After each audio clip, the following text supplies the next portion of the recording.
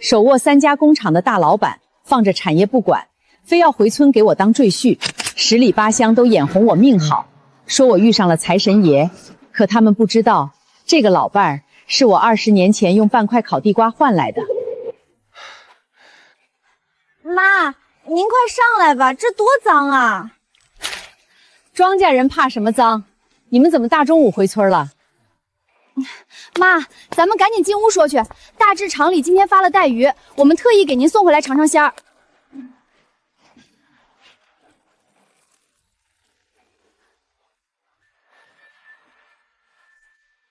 妈，我们棉纺厂马上要分房了，只要交3万块钱的集资款，就能分个2居室。有了这楼房，我们就算真正在城里扎下根了。妈手里没那么多现钱，树上的果子还没熟，账上最多也就2000块，那还得留着买化肥。妈，您怎么算不过这笔账呢？您把这片果园团包出去啊，现在多少人抢着包地呢？您拿了钱跟我们进城住楼房去，多享福啊！你说的这叫啥话？那地是咱们的根，我不能卖。你当城里的饭那么好吃？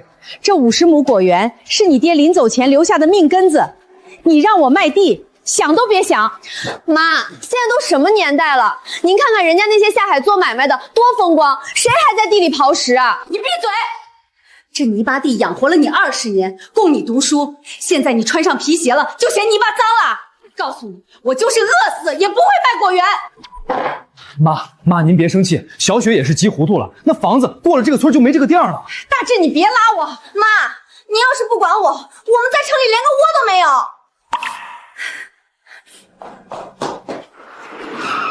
妈，大志，你们快来看，是一辆桑塔纳。可这刚下过大雨，全变成了烂泥坑，车轮子在泥坑里疯狂打滑，发动机直响，就是出不来。哎呦喂，大志你快点，赶紧去搭把手。您这是车陷进去了吧？大志，快帮老板在后面推推车。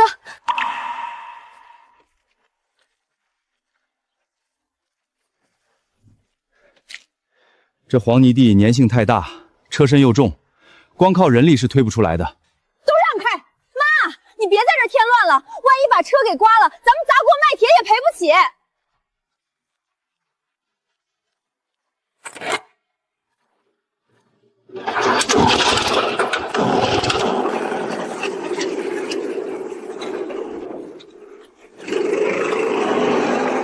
大老板，把绳子挂到底盘的拖车钩上，拉紧点儿。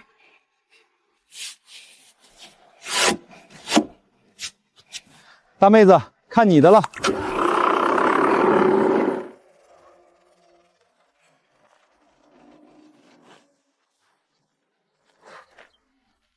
林婉，20年没见，你这脾气真是一点没变。你是当年村东头那个偷我家地抓的陈二狗？我妈一直在乡下，您千万别往心里去。不碍事儿，你妈叫的没错。当年要不是你妈心善，给了我那半块地瓜，我早饿死在村口了。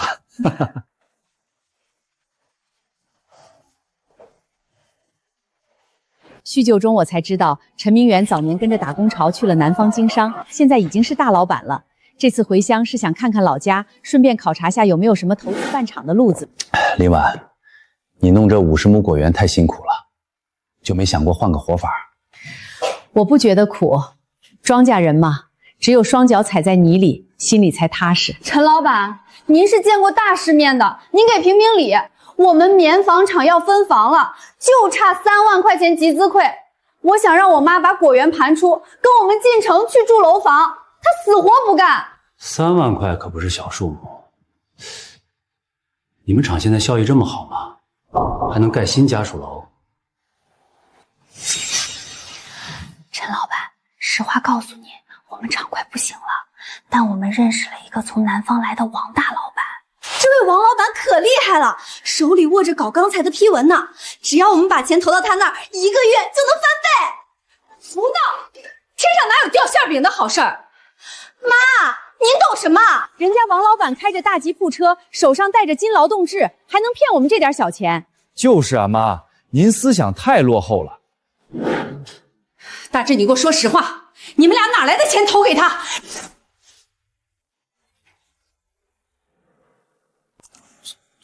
就拿您床底下那个红木夹子里的果园承包合同抵押给了王老板。你说什么？林婉，你先别激动，深呼吸。大志、小雪，你们俩是不是疯了啊？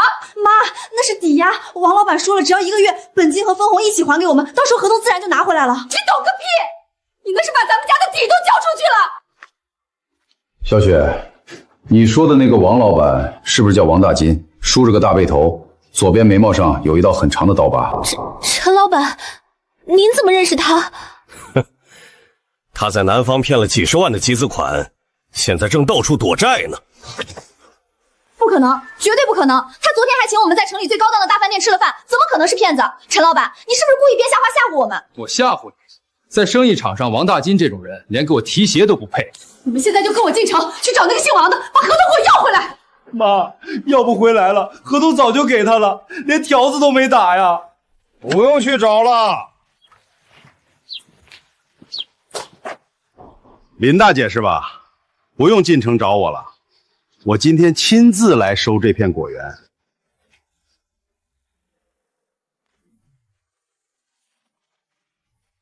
白纸黑字看清楚了，你闺女林雪用这50亩果园20年的承包权做抵押，入股我的钢材生意。现在南方那边出了点状况，本金全亏光了。按照合同，这果园从今天起姓王了。王老板，你昨天不是说那是个走个过场，是稳赚不赔的买卖？你把合同还给我。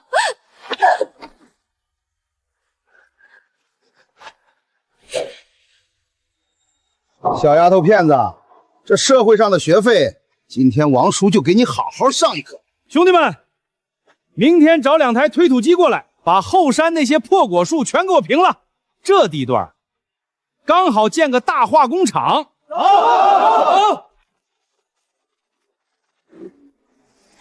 我看你们谁敢动！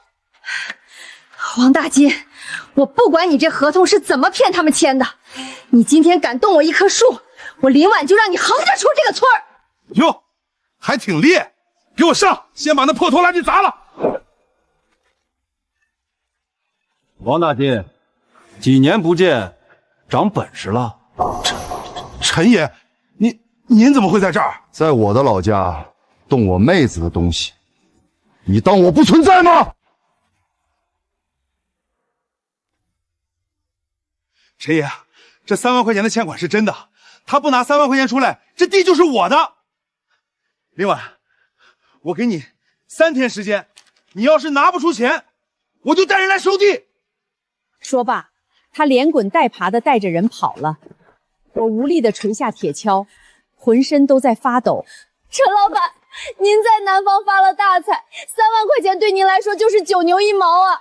求求您借给我们吧，我给您当牛做马都行。给我站起来！随便给别人下跪，你的骨气呢？骨气能当饭吃吗？能换来3万块钱吗？妈，3天啊，拿不出钱，果园就没了，我们还拿什么还债？陈明远伸手把小雪拉了起来，掏出帕子递给她。林婉，这3万块钱我来出。大志和小雪还年轻，不能被这种高利贷套死。说着，他转身就要去车里拿他那个皮包。站住！陈明远愣住了。陈二子，20年前你饿肚子，我给你半块地瓜，那是乡亲的情分。今天你拿3万块钱砸我，那是施舍。我这辈子没要过饭，以前不会，现在更不会。陈明远眼神里闪过一丝惊讶。好，不要施舍，那咱们谈生意，我来出资3万，算我入股你的果园，咱们合伙办个乡镇企业，怎么样？办厂子。陈明远，你是个生意人，不会做亏本的买卖。现在果园被王大金盯上了，就是个烂摊子，你的钱我不能要。明天一早，我去镇上的信用车，就算是磕头，我也要贷出这3万块钱来。林婶儿，不好了，王大金刚才放话了，说谁要是敢借钱给你，就是跟他过不去。第2天一大早，我天没亮就起来，坐着村口的牛车去了镇上。陈明远也开着桑塔纳跟在牛车后面，硬是把我送到了信用车门口。我在信用社主任李主任的办公室里坐了整整一上午。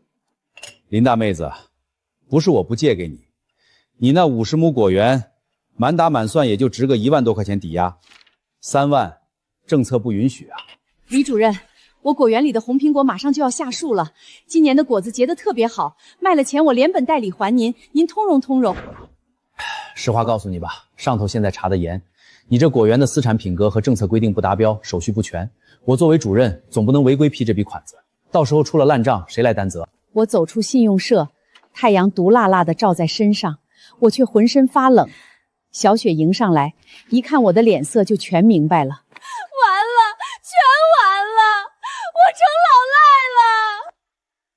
信用社的门走不通，那就走另一条。我昨天说的合伙办乡镇企业，你考虑的怎么样了？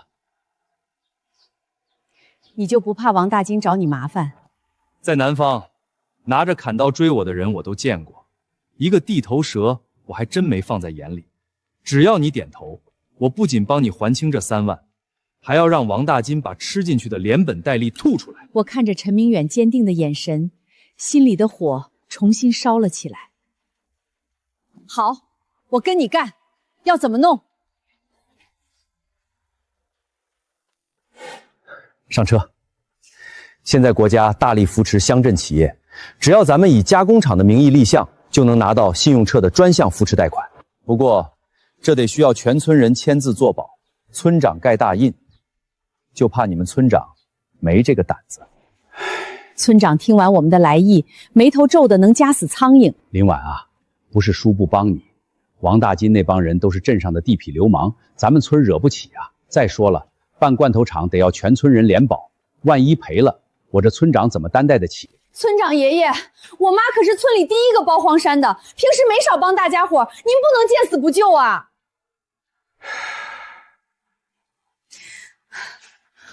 算了，不为难村长，我在想别的办法。就在我们准备转身离开的时候，院门外突然传来一阵嘈杂的脚步声，李寡妇推开门走了进来，手里拿着一个褪色的红布包。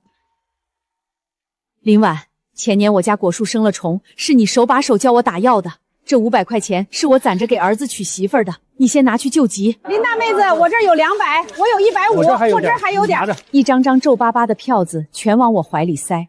我看着这群面朝黄土背朝天的乡亲，眼泪终于忍不住夺眶而出。大家伙的钱我不能要，这是你们的血汗钱啊，我不能要。林婉，咱们村穷，但咱们有骨气。你林婉带头种果树，让大家伙吃上了饱饭，不就是联保吗？我盖这个章。村长拿出村里的公章，哈了一口气，重重地按在陈明远起草的联保书上。大家伙来按手印。一个个粗糙的手指蘸着红印泥，在那张薄薄的白纸上按下一个个鲜红的手印。陈明远站在一旁，看着这震撼的一幕，眼眶也微微泛红。第二天下午，拿着这张按满红手印的联邦书和陈明远的南方投资证明，3万块钱的乡企业专项贷款终于批了下来。与此同时，村口传来了推土机刺耳的轰鸣声。3天到期了，钱呢？拿不出钱，今天这果树我就全给推了。王大金，给我下来！哟，还挺横，看来是钱没借到啊！兄弟们，给我动手！陈明远走上前，把一个黑色的人造皮包重重地扔在旁边一个盖着塑料布的汽油桶上，拉链一拉开，里面整整齐齐地码着3捆崭新的用报纸包着的大团结，整整3万块。3万块钱的本金，一分不少，连号的。把果园的合同交出来。慢着，3万是本金，这丫头跟我签的可是投资合同，亏了本还要付违约金和利息。今天你少1分钱都不行，一共得给4万。放屁！你昨天明明说只要3万的。我今天改主意了，不行吗？我气得想上去撕了他，陈明远却一把拉住我，从兜里掏出一个小录音机。录音机里传出李主任的声音：王大金昨天晚上就给我打过电话了，他说了，这果园是他的。陈明远关掉录音机，冷眼看着脸色煞白的王大金。诈骗投资，联合信用社内部人员恶意阻断正当贷款，涉案金额高达3万。这事儿要是捅到线上，是现在拿着你的3万本金滚蛋，还是咱们去局子里算算利息？王大金咬着牙，死死盯着陈明远。算你们狠！陈明远、林婉，咱们走着瞧！你们那满树的苹果，我倒要看看谁敢来收！王大金开着推土机，灰溜溜的跑了。果园保住了。妈，我大志没出息，以后我一定踏踏实实给您干活还债。果园虽然保住了，但王大金临走前的那句话像一块石头压在我心头。3天后，我的担忧成真了。妈，王大金的王八蛋放出话了，他在县里的运输队有股份，谁要是敢来收咱们的苹果，以后就别想用他的车皮发货。那些贩子都怕了他，全不敢来了。我看着满山的红苹果，心凉了半截。晚上，堂屋的煤油灯忽明忽暗，我和小雪、大志愁得吃不下饭。陈明远翻看着手里的笔记本，突然抬起头，眼睛里闪着金光。林婉，我那天说合伙办厂，可不是开玩笑的。鲜果卖不出去，咱们就做成水果罐头。做罐头？咱们哪有机器，哪有技术？技术我懂，我在南方那边参观过不少食品厂，没有机器，咱们自己改。大志，你会修纺织机对吧？明天跟我去镇上废品站淘一台旧锅炉和封口机回来，咱们自己组装。接下来的1个星期，我们没日没夜的干。大志和陈明远满手油污的改机器，我和小雪没日没夜的熬糖水、削苹果皮。终于，第1条简易的罐头流水线在果园的棚子里搭起来了。伴随着机器粗糙的咔嚓声，第1瓶用玻璃罐装好的树的苹果罐头做成了。小雪兴奋地擦干净玻璃瓶，在众人的注视下，小雪拧开了盖子，拿出勺子舀了一块果肉塞进嘴里。可是她的脸色瞬间变得难看，呸的把果肉吐了出来。妈，陈叔，这罐头怎么是酸涩的，还带一股铁锈味？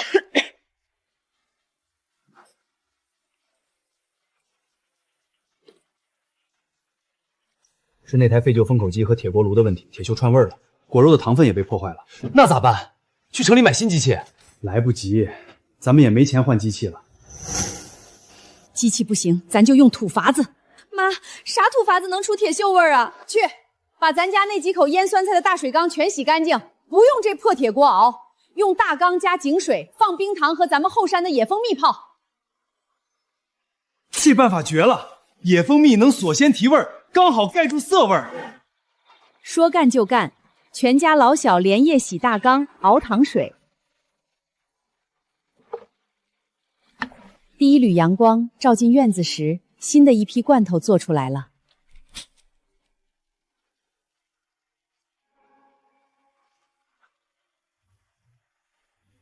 怎么样？清甜脆爽，比南方大厂做出来的还要好吃10倍。东西是好，可王大金堵了咱们县里的销路，这荒山野岭的，卖给谁去？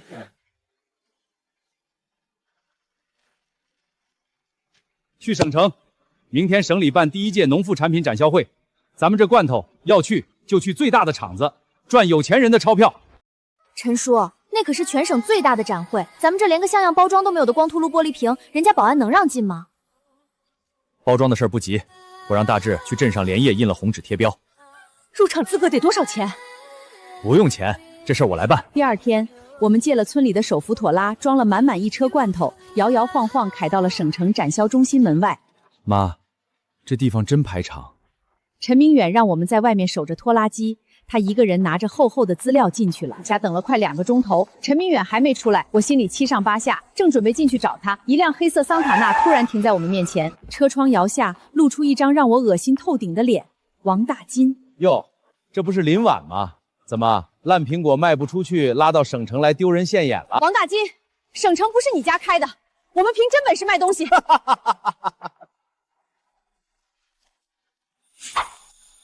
省城确实不是我家开的，但这展销会的甲级入场券我有，而你们连个门缝都挤不进去。不信，你回头看看你那个陈老板。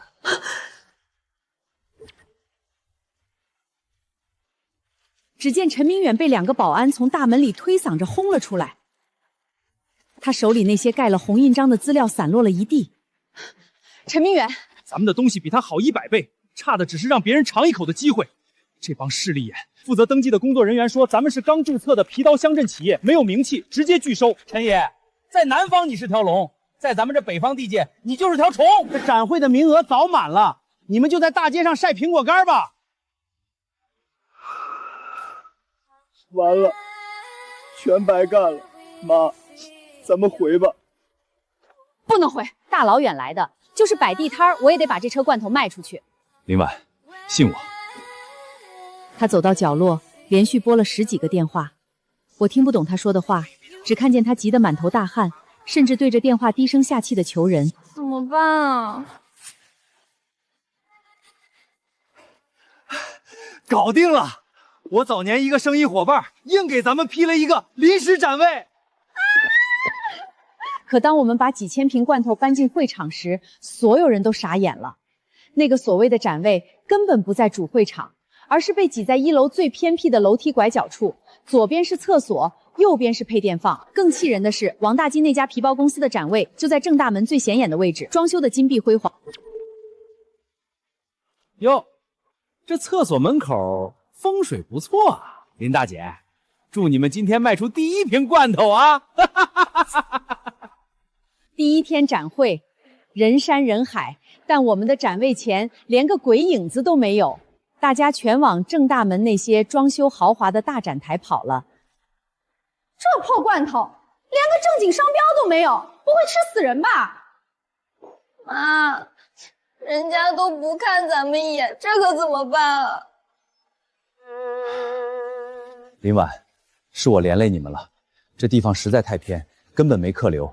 我没接水，死死盯着远处王大金个人满为患的展台。这就是我们的新产品。他正拿着话筒大声忽悠着几个外地客商投资他的新型农副产品。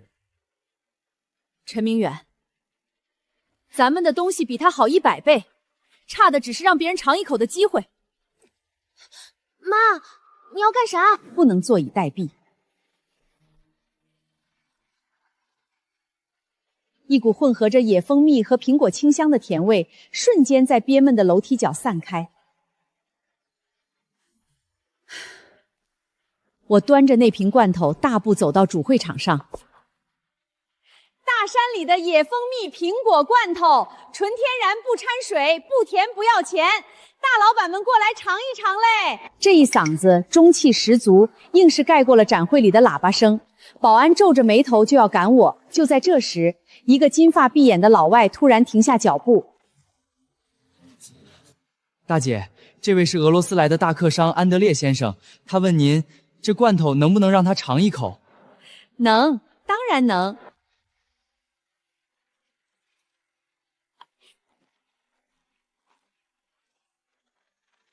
安德烈先生说，这是他吃过最好吃的罐头，你们用了什么特殊工艺？我们用深山野蜂蜜替代了工业糖精，不仅保留了果香，还能去火润肺。真这么好吃？大妹子，给我也尝一口。还有我，这香味儿确实跟别家的不一样啊！快把箱子里的罐头全打开。来，好。谢谢。安德烈先生问，你们这儿罐头产量多少？他想订购3万瓶，直接发往莫斯科。就在陈明远准备拿出合同签字时，安德烈先生，您别被他们骗了。我是正规公司的老板，他们那几个人就是村里的泥腿子，连个正规生产许可证都没有，就是个黑作坊。您要是要货，签我这儿，我给您最低价。哎，你别听他瞎说啊！到嘴的鸭子眼看就要飞了。黑作坊，你告诉杨老板，我们是正规的乡镇企业。安德烈先生，这是我们村委联保的乡镇企业营业执照，绝对合规。倒是这位王老板，他那所谓的正规工厂，全是用糖精和烂果子勾炖的。你放屁！告诉安德烈，我的罐头不仅包装好，价格还比他们便宜2折。安德烈先生说，既然王老板也卖罐头，那就把你的也拿出来尝尝，他只为最好的品质买单。他一听，大喜过望，赶紧跑回自己的豪华展台，拿了一瓶包装精美的罐头过来。杨老板，您尝尝，这可是我们现代化流水线出来的东西。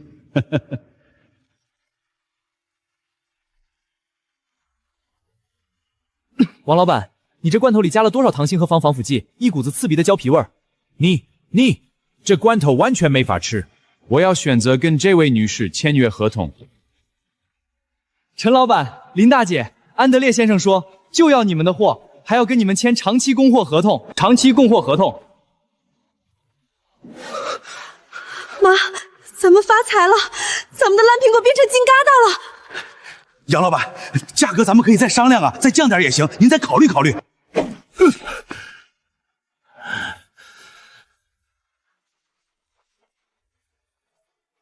你把那个保险箱拿过来一下。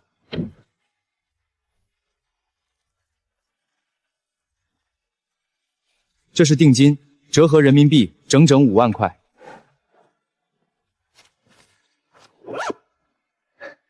林厂长，这第1桶金你收好。展销会还没结束，我们的罐头就被抢购一空，连带回来的玻璃空瓶都被几个小客商要走了样品。第2天一早，我们雇了辆大卡车，风风光光的往村里赶。晚风少走，年少遗憾，心事藏进月色阑珊。小雪紧紧抱着那个装满钞票的帆布包，一刻也不敢撒手。可是当卡车开到村口时，却被人硬生生拦了下来。这钱你必须还，今天不还我不走了。李主任，这贷款期限还没到，你们怎么能提前收贷呢？规矩就是规矩，上面下了通知，现在必须立马清收，没得商量。我从卡车上跳下来，大步流星地走过去。李主任，什么风把您给吹来了？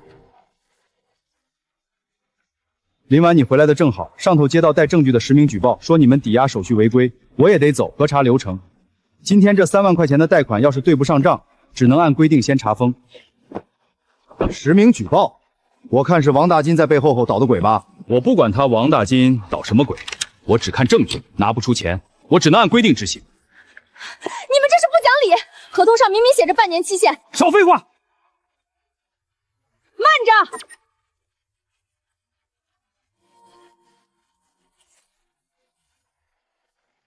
我拉开拉链，直接把包倒扣在村头那张用来乘凉的破石桌上。点清楚，连本带息，1分不少。剩下的钱是我们展销会上赚的洋外汇。怎么，李主任还要查查我们是不是抢了银行？他哪见过这么多外汇，灰溜溜的开了个周聚，带着人夹着尾巴跑了。乡亲们爆发出雷鸣般的欢呼声，村长激动的老泪纵横。果园的喧闹里，一声尖锐的传呼机声，他手浑身一僵，低头死死盯着腰间那台震动的机器。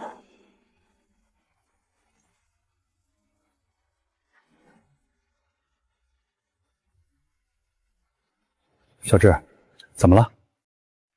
妈，小雪，咱们厂宣布破产改制了，咱们俩全下岗了。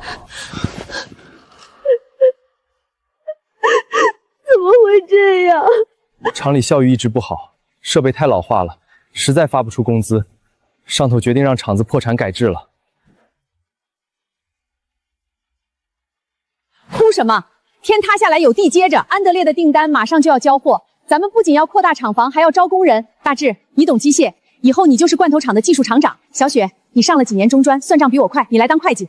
妈，我们俩能行吗？我们以前还嫌弃您这果园是泥巴地。泥巴地怎么了？没有这泥巴地，哪来的一车车外汇？大志，把眼泪擦干，明天跟我去县里买新机器，咱们要大干一场。干！妈，陈叔，以后我们就在村里扎根了。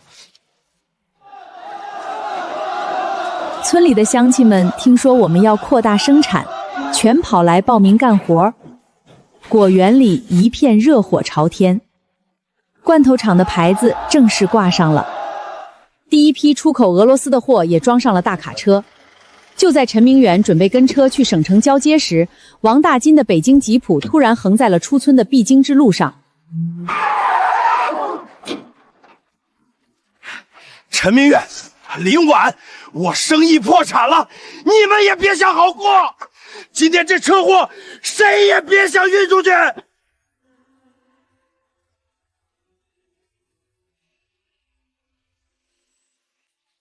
王大金彻底疯了，他的公司被工作室查封，欠了一屁股高利贷。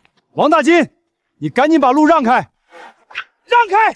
我死也要拉个垫背的。大志吓得把小雪护在身后，司机也不敢往前开了。陈明远脸色铁青，他知道这批货要是延误了交期，不仅要赔巨额违约金，信誉也全毁了。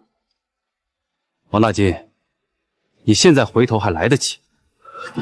你别过来！你敢拦我们全村人的财路！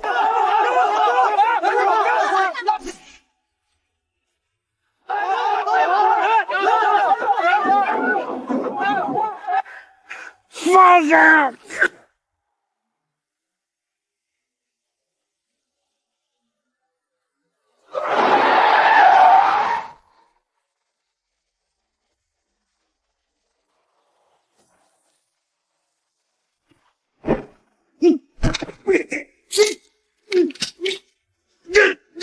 王大金，你有问题，跟我们走一趟吧。原来陈明远早就把录音证据交给了事务所。看着黑色的轿车呼啸而去，卡车顺利驶出村口，我长长的舒了一口气。你个老不正经的，都半截身子入土了，还整城里小年轻这一套。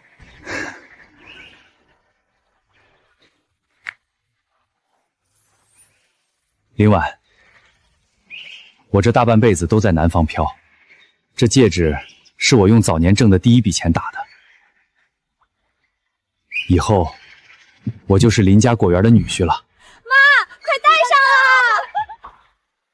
林婉，陈老板的心思咱们全村人都看在眼里，你就点头吧。戴上吧，但说好了，结了婚，果园里的活儿你也得干。没问题，以后我就是你的长工。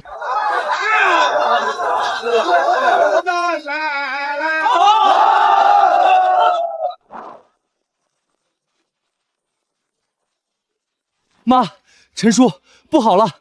刚才突然断电，流水线的旧锅炉气压阀卡走了，眼看就要炸了。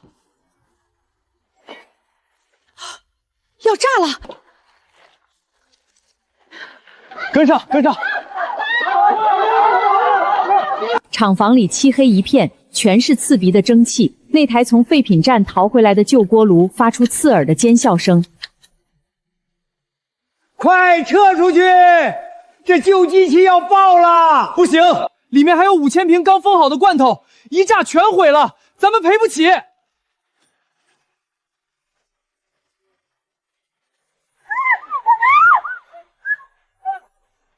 妈，我以前在棉纺厂就是修锅炉的，我心里有数。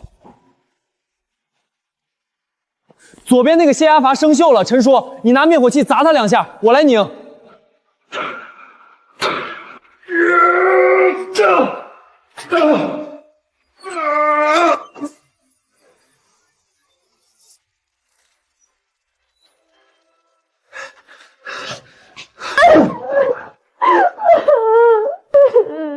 媳妇儿，别哭，你看我这手艺在乡下也管用吧？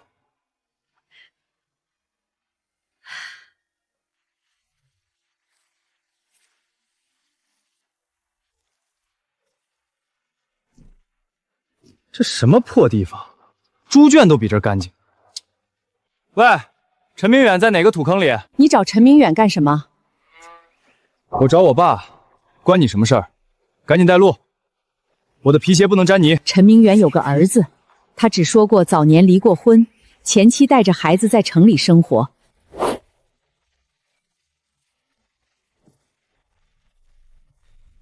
爸，你可真行，放着南方的大别墅不住，跑这穷山沟里当老农民。要不是我妈生病急用钱，我还真找不到你。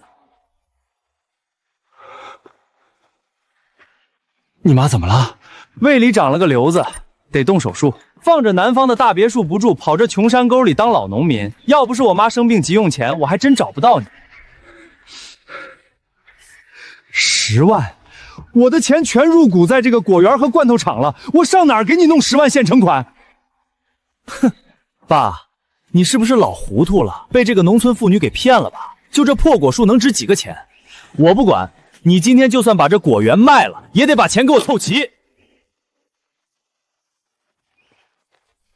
你嘴巴放干净点儿，谁骗谁啊？这果园是我妈的命根子，你算哪根葱？跑这儿来要卖地，你个乡下人算老几？你干什么？不给钱是吧？我今天就把这破厂子给砸了！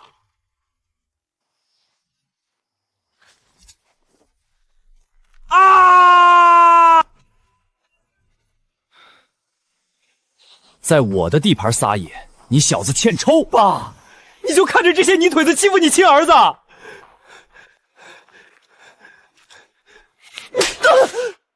我陈明远怎么生出你这么个混账东西？你妈的手术费我会想办法，但你砸人家厂子就是犯法。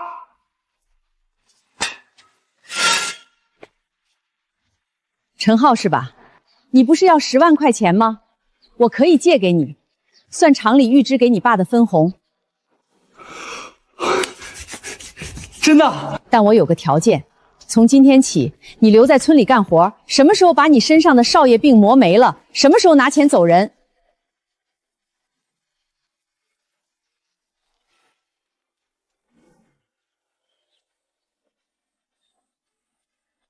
啊！我不干了，我要回城，我要回家。县里来人了，说有人举报咱们罐头厂卫生不达标，要把厂子封了。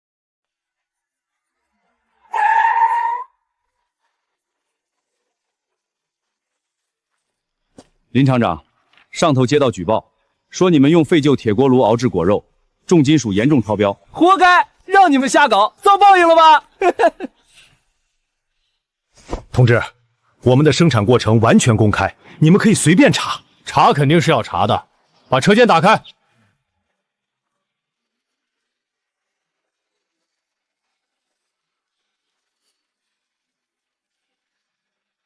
这锅炉锈迹斑斑，用来熬糖水肯定超标，马上贴封条。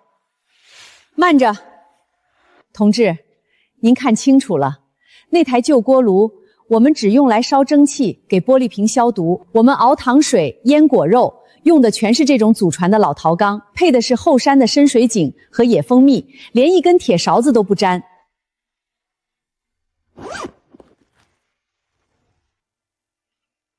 你们这土法子不简单啊，各项指标不仅合格，还远超国家标准，误会解除了。嗯？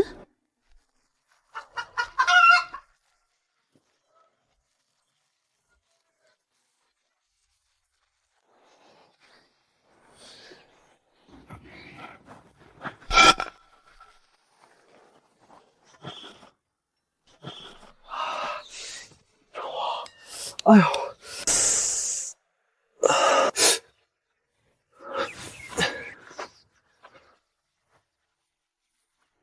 握锹要用虎口发力，死攥着能不磨泡吗？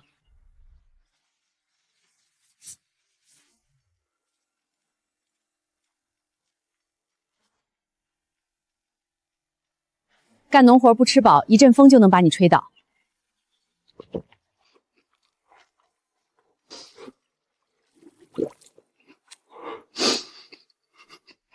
这馒头比我在城里吃的那什么西餐都香。劳动换来的饭当然香。还回城吗？不回，这10万块钱我非用这把铁锹挣出来不可。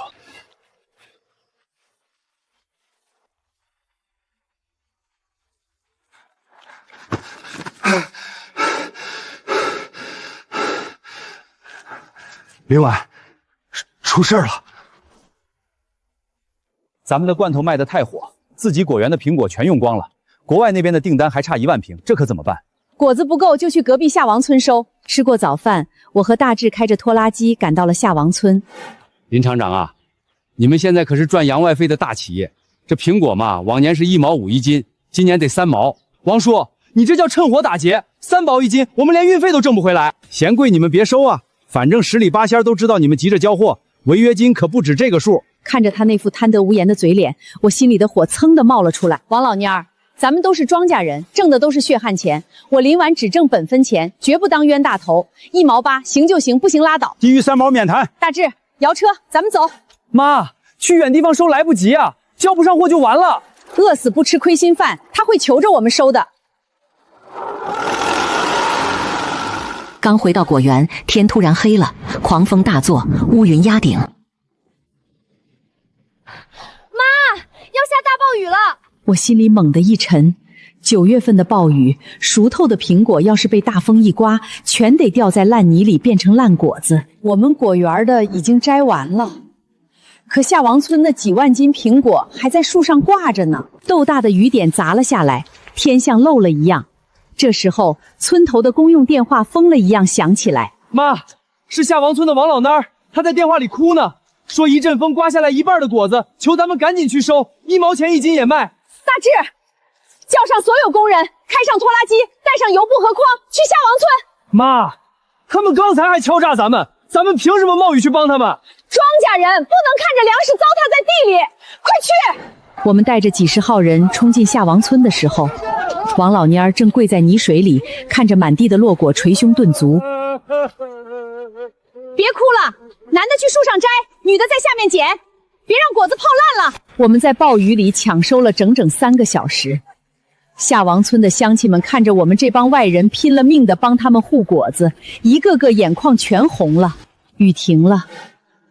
林厂长，我不是人，这批果子我8分钱1斤卖给你。按往年的规矩，1毛5，只要你签3年的供货合同，以后下王村的果子我们厂全包了。全村人爆发出雷鸣般的掌声，王老蔫儿激动的老泪纵横。原料的危机解除了，我们满载着一车车好苹果回了厂。可还没来得及喘口气，大志突然抓着一个玻璃瓶，脸色煞白的从高温消毒室里冲了出来。妈，陈叔，出大事了！现玻璃厂新送来的这批罐头瓶，只要一进高温锅炉，全爆裂了。厚薄不均，杂质太多，玻璃厂为了省成本，用了劣质废料。这帮黑心干的，走，找他们去！林厂长，咱们合同上写的清清楚楚，货物出门概不兑换。这瓶子出了厂，谁知道是不是你们操作不当把瓶子弄炸了？怎么能全赖厂里？你胡说，我们一直都是80度恒温。不管怎么说，合同在这摆着，咱们就事论事，别在办公室里大呼小叫的。你这批玻璃没过标准，涉嫌重大生产事故。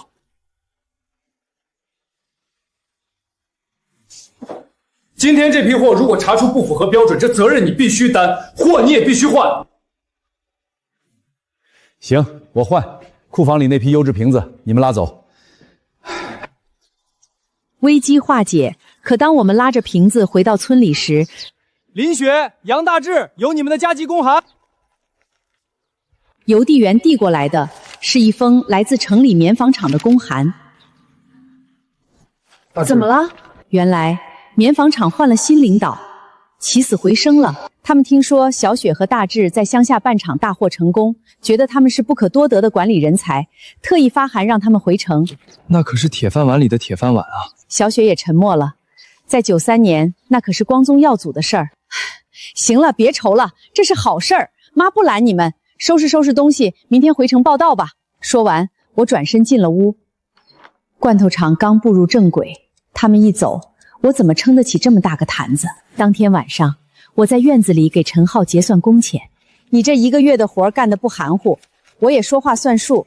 这是预支你爸的分红，拿去给你妈治病吧。陈浩没接钱，他顶着还没消肿的鼻子，突然双膝一软，扑通一声跪在泥地上。林姨，以前是我混蛋，不是人，这钱我拿去救命，但我妈病一好，我还回来跟您干。我眼眶湿了，赶紧把她拉起来。第二天一早，拖拉机突突地响着，我正准备送小雪和大志进城，一打开大门，却看见大志穿着一身沾满油污的工作服，手里拿着扳手，小雪戴着套袖，正拿着算盘拨得震天响。你们俩怎么还不换衣服？妈，我和小雪商量好了，这辈子就在咱罐头厂了。大志和小雪决定留在村里，家里一下子热闹了。吃过晚饭，年轻人都回屋了，堂屋里只剩我和陈明远。这线头松了，焊一下就行。我拿起桌上的焊烟针，想帮他把旁边的铜丝挑开，手一伸，刚好和他的手撞在了一起。我心里一慌，赶紧像触电似的把手缩了回来，脸腾的一下烧到了耳根。那个水开了，我去灌暖壶。陈明远一把拉住我的手腕，没用力，但很紧。林婉，孩子们的事儿都落定了，厂子也稳了，咱们俩的事儿，你打算拖到什么时候？一大把年纪了，急啥？让人看笑话。我是娶媳妇儿，谁爱笑谁笑。这窗户纸，今天我非捅破不可。我正紧张的不知道手往哪放，院门突然被人敲得震天响。林厂长，大喜事儿啊！我带人给你提亲来了。陈明远脸色瞬间一黑，抓着我的手猛地一紧。我赶紧挣开陈明远的手，跑去开门。林婉啊，张老板现在可是万元户，人家不嫌你带2个拖油瓶，愿意跟你搭伙过日子。林厂长，这南方来的老板早晚得走，你不能指望人家一辈子，还是咱们乡下汉子踏实。跟了我以后天天吃肉。提亲，张老板，这墙角你挖错地方了。咋的？你个外乡人还管村里的闲事儿？我不是外乡人，我是林家马上要过门的男人。这肉你拿回去，我媳妇爱吃我做的红烧肉。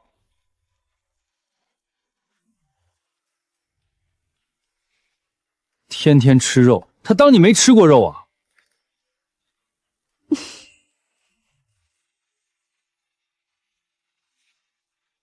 妈，后山护林棚的塑料纸被封掀了，机器还在里面呢，快上山！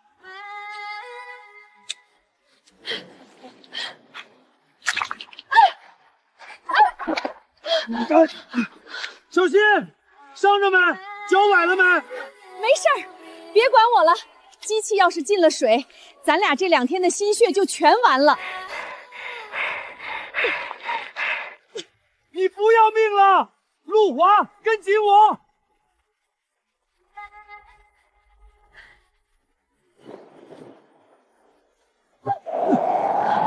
快扯出那边！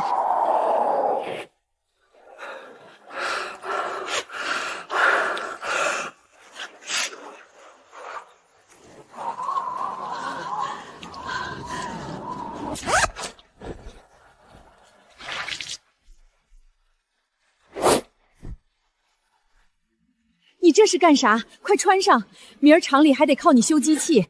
林婉，刚才你滑下去的那一刻，我心都空了。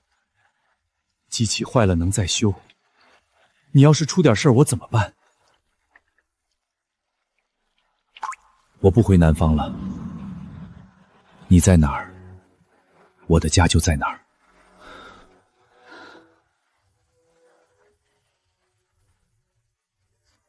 婉儿！木头砸在了陈明远的肩膀上。第2天清晨，雨停了，我和大志把他扶回家。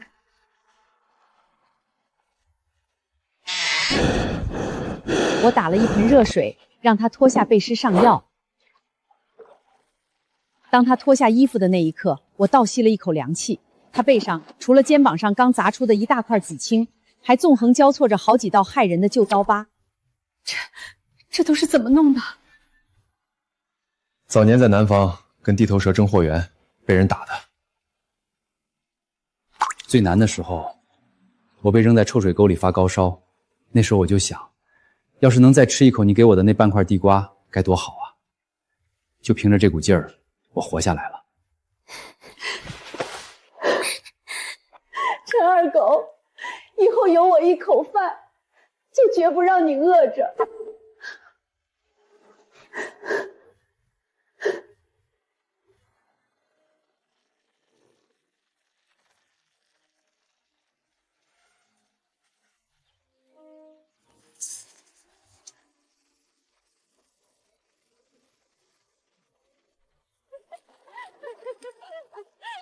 哟，林婉现在可出息了，还没领证呢，就天天把那野男人留在屋里过夜，大半辈子白活了，真不知羞耻。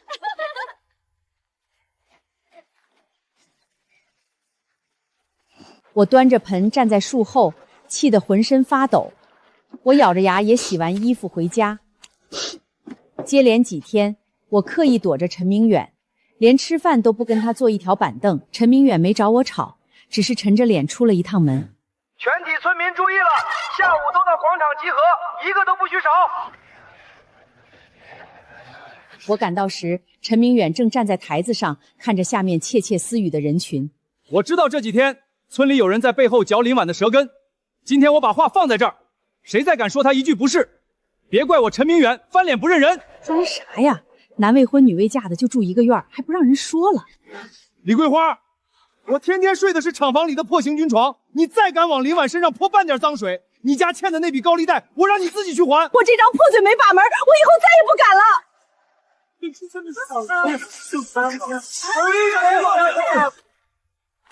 这是我在南方3家工厂的股份合同，还有我所有的活期存折，我陈明远的全部身家，今天起全归林婉管。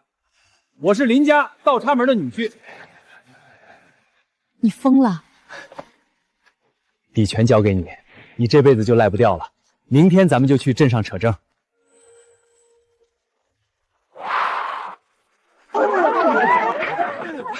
妈，别扯证了，镇长坐着吉普车上咱们家去了。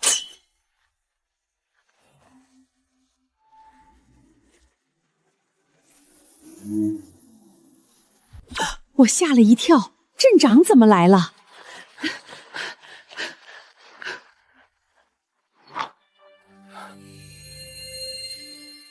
林婉同志啊，你们的罐头厂不仅赚了外汇，还带动了3个村的就业。县里决定表彰你为优秀乡镇女企家，明天去镇里开表彰大会。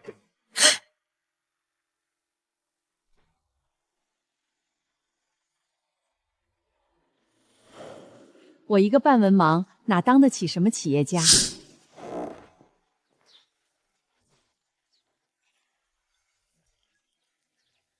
怎么当不起？你靠一双手养活了这么多人，比谁都光荣。明天我亲自送你去开会。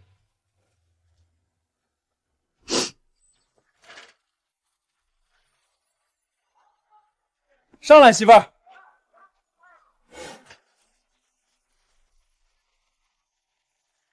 搂紧了，前面有坑。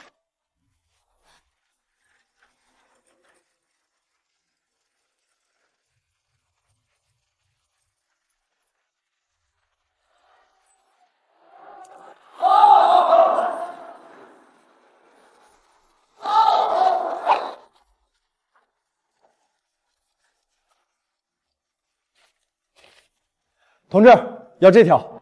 别乱花钱，这大红色的，我这岁数戴着像什么画？好看，结了婚的女人就该穿红的。走，去对面。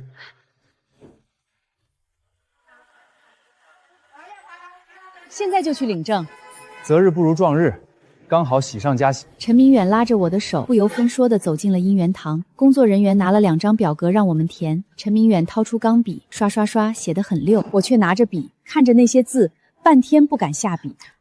我写字不好看。陈明远轻笑一声，从背后环住我，大掌握住我拿笔的手。我教你。他带着我的手，一笔一画地在申请表上写下了林婉2个字。好了，去照相吧。我们坐在照相馆的红布前。哎呦，2位同志，靠近点嘛，都来结婚了，还隔着一条河呢。陈思远转过头，突然一把搂住我的肩膀，用力将我带进他怀里。我顺势靠在他的肩膀上。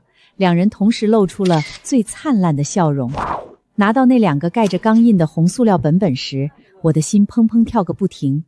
陈明远小心翼翼地把结婚证贴胸口揣好。林厂长，以后请多关照。刚走出姻缘堂大门，迎面撞上了一个提着大包小包、烫着卷发的时髦女人。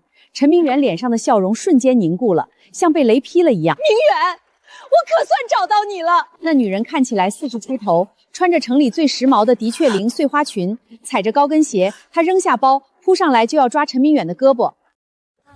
赵金枝，你来干什么？这不是陈浩的亲妈，陈明远的前妻吗？明远，我知道错了。浩浩说你在乡下受苦，我胃病刚做了手术就赶来看你。你跟我回南方吧，咱们复婚还是一家人。哎呦，你就是那个林婉吧？宁远就是图个新鲜，你还真当自己能飞上枝头变凤凰？给我闭嘴！当年我生意出问题，你卷了家里最后一点钱，跟别的男人跑了，连儿子都不管。现在看我东山再起，又想回来沾光。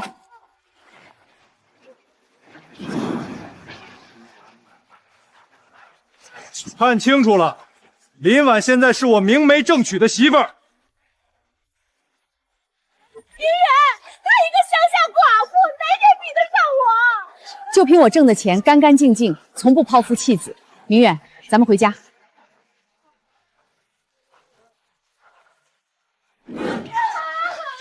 回到家里，我还是有些不舒服。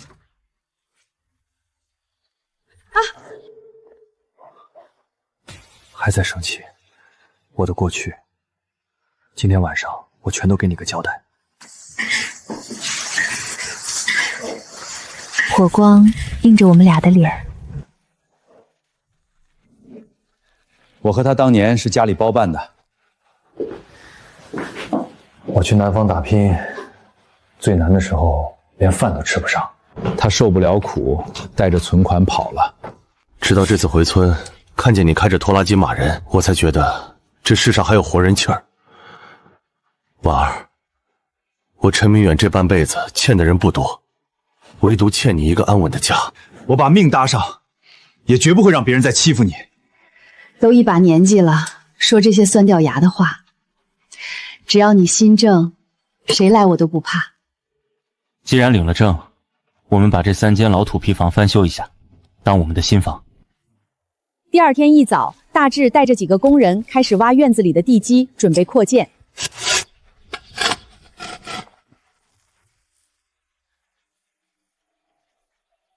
妈，陈叔，地下有东西！哎，去！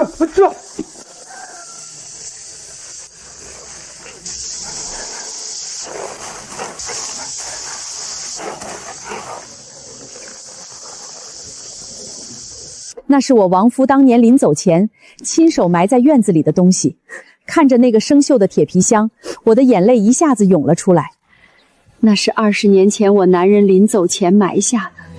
他当时咳得吐血，在院子里挖坑，死活不让我看。大志拿铁锤砸开生锈的锁头，掀开盖子，里面没有金银财宝，只有几件叠得整整齐齐的衣服，还有一本泛黄的日记本。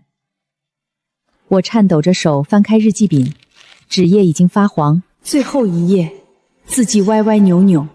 婉儿，我知道我熬不过今年了，把这堆破烂埋了，是不想让你看着伤心。等我走后，守完3年孝，去找个知冷知热的男人改嫁吧。希望你以后能过上好日子。我抱着那本日记，蹲在满是黄土的院子里，嚎啕大哭。陈明远没有说话，他卷举袖子，一下一下地拍着我的后背，又默默地打了一盆温水，轻轻擦去我脸上的泪水。哭出来就好了。他是个重情义的汉子，他在天上看着你享福呢。我们新房翻修得很快，敞亮的大瓦房展现在我们眼前。我和陈明远商量着，我们不搞大排场，就请厂里的工人和村干部吃顿饭。可就在新婚请客的头一天晚上，天空突然下起了罕见的暴雪，大雪封山，连电线都被压断了。罐头厂里可是存着马上要发给俄罗斯客商的3万瓶罐头啊！一旦温度骤降，玻璃瓶冻裂，那可是10万火急的灭顶之灾。啪的一声，全村的灯全灭了，电线被大雪压断了。妈，陈叔，厂房里的温度已经降到0下了。要是再冻2个小时，那3万个装满苹果的玻璃罐头全得爆裂。那可是10万块钱的订单啊！违约金能把咱们全家赔进去。哭什么？老天爷不赏饭，咱们就自己挣。大志，去把家里所有的柴火、煤炭全搬到厂房去。厂房太大了，几盆炭火根本顶不住，而且那是封闭车间，烧炭容易煤气中毒。我愣住了，那咋办？眼睁睁看着罐头冻炸。陈明远紧锁眉头，在院子里来回踱步。突然，他眼睛一亮：“大志，去把后院那几口熬糖水的大陶缸搬进车间，灌满刚烧开的井水，用水蒸气来提升室温。”对啊，陶缸保温，水蒸气没有毒。全家老小顶着风雪，一趟趟的往厂房里抬热水。可风雪太大了，车间里的温度还是在一点点往下掉。妈，没热水了，柴火也烧光了，顶不住了。眼看几口大缸里的热水都要凉了，玻璃瓶上已经结出了一层薄薄的白霜。就在这时，厂房外面突然亮起了无数道手电筒的光，紧接着一阵杂乱的脚步声伴随着呼喊声踏破了风雪。厂房的大门被推开了。林婉，咱们村的人还没死绝呢，哪能看着你家的厂子动了？我定睛一看，眼泪瞬间涌了出来。李寡妇抱着自家过冬的红花大棉被，张屠户扛着一床厚厚的军大衣，后面的村民拿着家里所有的破棉袄、毛毯、毡子。林厂长，烧火不管用，咱们给罐头盖被子。几百号人带着家里的棉被，硬生生地把那3万瓶罐头包成了一座座小山。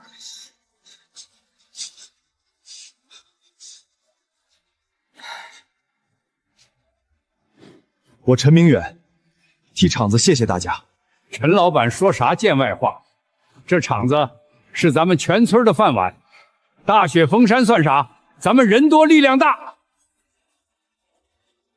温度回升了，零上5度，罐头保住了！全车间爆发出雷鸣般的欢呼声，罐头保住了。可第二天一早，看着外面齐腰深的积雪，所有人又傻了眼。妈，出村的10里3路全被大雪封死了。安德烈老板的翻译刚才打传呼，说运货的卡车就在镇上，进不来。要是今天中午12点前交不上货，怪贸船就开走了。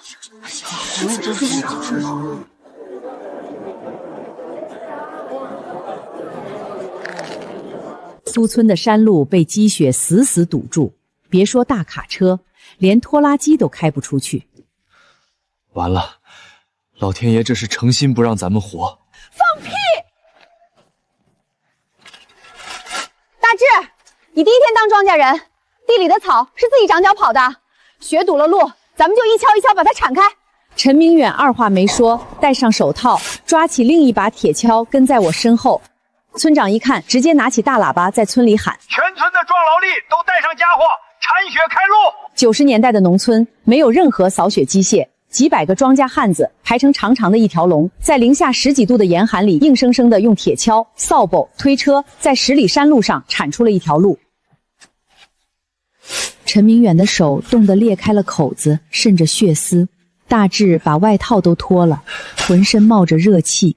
当最后的一块积雪被铲开，镇上的大卡车拉着长鸣的汽笛，缓缓跑进了村庄。翻译带着安德烈跳下车，看着两旁堆得像城墙一样的雪堆和几百个满身牛水的村民，彻底震惊了。陈老板，安德烈先生说，以后的订单只给你们一家。3万瓶罐头顺利装车，卡车缓缓启动，沿着铲开的山路向远处驶去。妈，你看谁回来了？风雪中，一个年轻人背着个大编织袋，深一脚浅一脚地朝我们走来。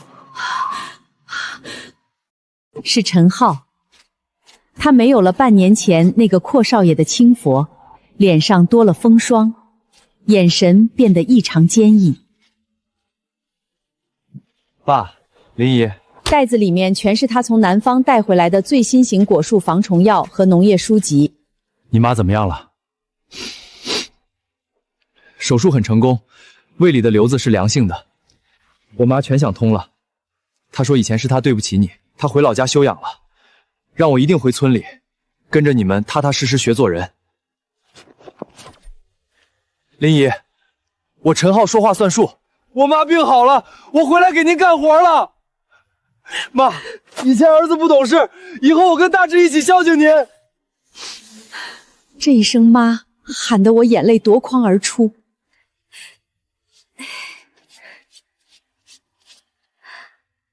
好孩子，回来就好。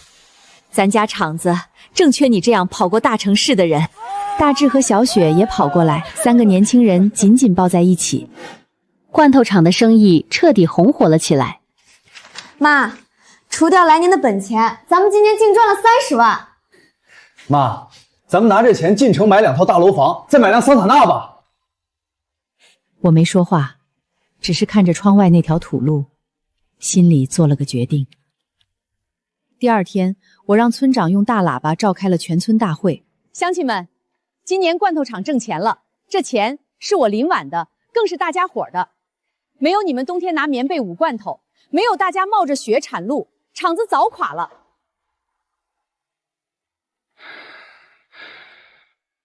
我决定拿出厂里1半的利润，一共15万。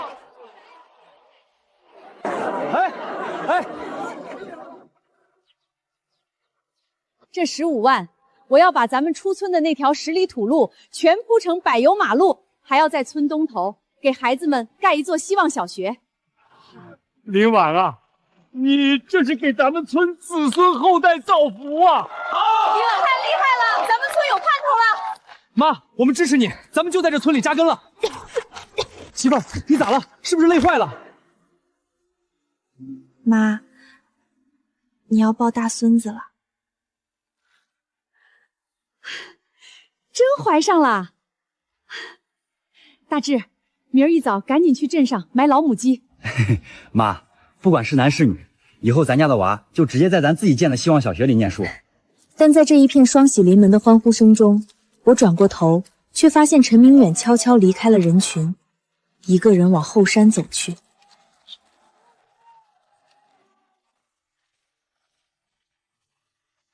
咋了？心疼那15万了？15万修路建校，我骄傲还来不及呢。我是觉得咱们这大半辈子太累了。婉儿，厂子现在稳了，大志懂技术，小雪会算账，陈浩脑子活络，跑销售是一把好手。咱们俩是不是该把担子交出去了？看着陈明远头上悄悄长出的白发，我长长的舒了一口气。第二天，我把大志、小雪和陈浩3人叫到堂屋，大志当厂长，小雪管财务，陈浩管销售。从今天起，罐头厂交给你们3个了。妈，您这是要干啥？您还年轻啊，这厂子是您的心血，我怕我挑不起来啊，万一赔了咋办？怕啥？出了天大的窟窿，有妈和你陈叔在后面给你们兜着。妈，那你以后干啥呀？我呀，我就给你们做做饭，带带小雪肚子里的大孙子。妈不年轻了，妈想歇歇了。林姨，您放心，我陈浩就算跑断腿，也绝不让咱家的罐头压在仓库里1瓶。好小子，记住你今天说的话，做生意讲的就是一个信字。下午，陈明远突然拿了一条白色的丝巾，神神秘秘地走到我面前。你这老不正经的，又搞什么鬼？别偷看，带你去个地方。他牵着我的手，慢慢往村口走。好了，可以睁开了。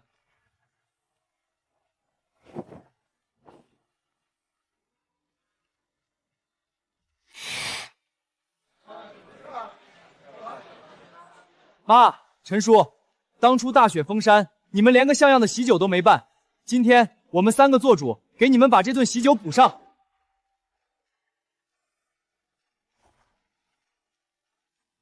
妈，新婚快乐！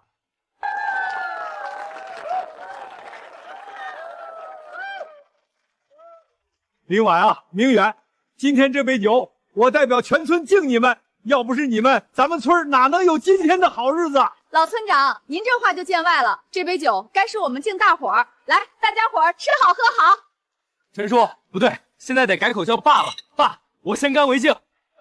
哎，好儿子，大志、小雪还有陈浩，以后咱们一家人一条心，把这日子过得红红火火。林婉姐，以前是我嘴碎，我自罚一杯，祝你们百年好合，早生贵子啊，不对，是多抱孙子。好。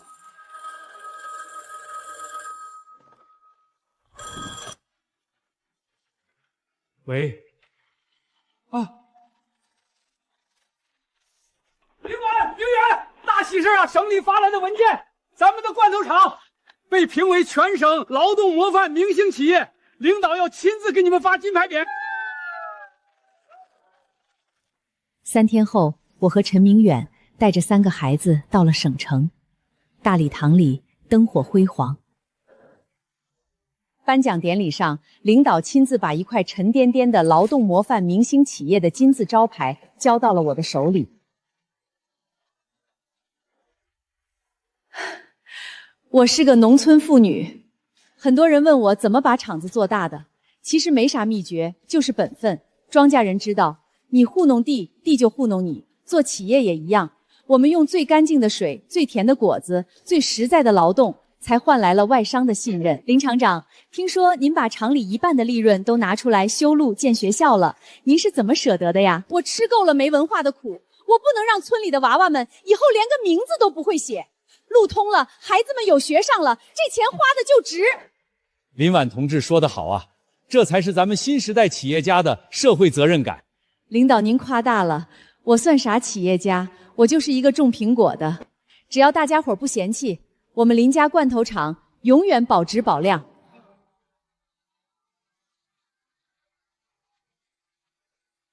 捧着牌匾回到村里时，已经是秋天了。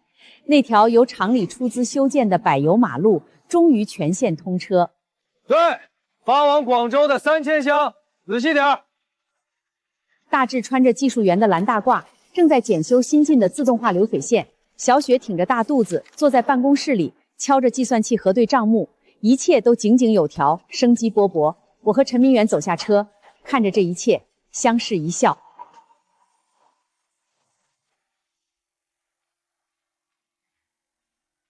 妈，爸，您快尝尝大志今天特意去镇上买的红烧鱼。是啊，妈，您多吃点。大夫说小雪怀的是个双胞胎，以后有的您累的。双胞胎？哎呦，我的老天爷，这可是咱们家的大喜事儿！明远，你听见没？听见了，听见了。大志，明天起家里做饭洗碗你全包了，绝对不能让小雪累着。哥，嫂子，你们放心，以后孩子们的奶粉钱，我这个当叔叔的包圆了。你们几个啊，别光顾着高兴，厂里的安全生产一天也不能落下，听见没？听见了。婉儿，明天跟我上山一趟吧。第二天清晨，我和陈明远提着一壶老酒和几样贡饼，一步步走上了果园最高处的那座孤坟，那里埋着我的亡夫。我站在坟前，把坟头的杂草拔干净。陈明远走上前，恭恭敬敬地在碑前洒下一杯白酒。兄弟，我来看你了。以前是你护着婉儿，以后这担子我挑了。你在天上看着，我陈明寻要是让他受半点委屈，下辈子我当牛做马还你。你在那边放心吧，大志和小雪都出息了，马上要抱孙子了。村里的路也修了，大家都过上了好日子，我也挺好的。兄弟，大志现在当了厂长，把厂子打理得井井有条。小雪怀上双胞胎了，你们林家这回可是真正的人丁兴旺了。是啊，你生前最盼着能抱上大孙子，现在愿望马上就要成真了。你留下的那片果园，现在全种上了最好的品种，果子甜着呢。等今年过年，我让大志带着孩子们一起来给你磕头。你就安安心心在天上看着吧，地下的这些苦活累活全交给我了。明远，你说如果当年你没在泥坑里陷车，咱们俩还会遇上吗？会。金色的阳光洒满山谷，照亮了我们，也照亮了这片土地。